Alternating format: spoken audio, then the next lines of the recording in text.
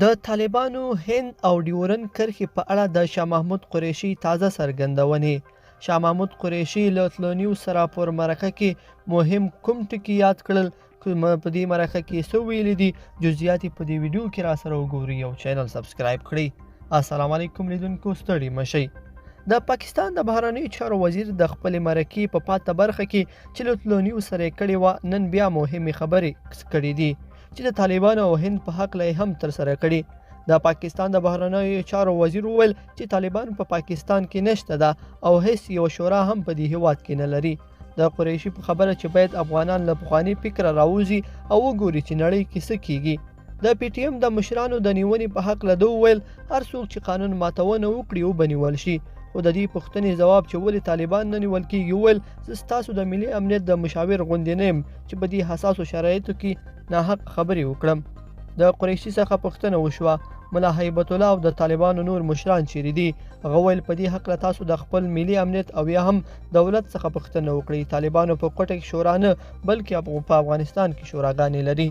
قریشي د خپل ځان د بېګناه ثابتولو لپاره ویل چې په افغانستان کې بهرنۍ کړۍ شته چې د دوی پر خاوره برید کوي او په بلوچستان کې هم فعالیتونه کوي، خو موږ اجازه نه ورکوو.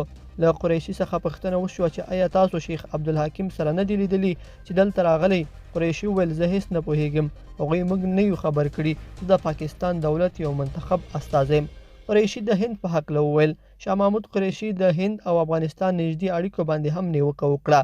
ده وویل هند ستاسو سره سرحد نه لري، خو دا هیواد د افغانستان ځمکه زموږ پر ضد کاروي.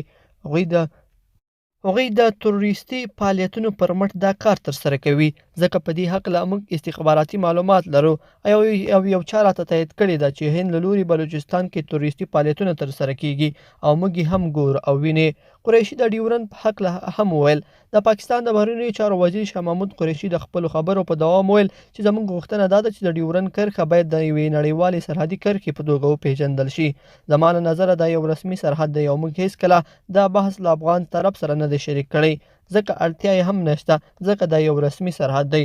قریشي د خپلو خبرو په دوام هیڅکله پاکستان ګناهګار نه کړ چې دوی د کومه خطا له افغانستان سره کړې وي، ولې لا یې هم ځان پر حق وباله. لیدونکو په دې هیله چې دا مطلب مو تر پایه لیدلی وي، که مو دغه ویډیو خوښه شوې ویډیو لایک کړئ، د سره او چینل سبسکرایب کړئ. تر بیا ښه وخت.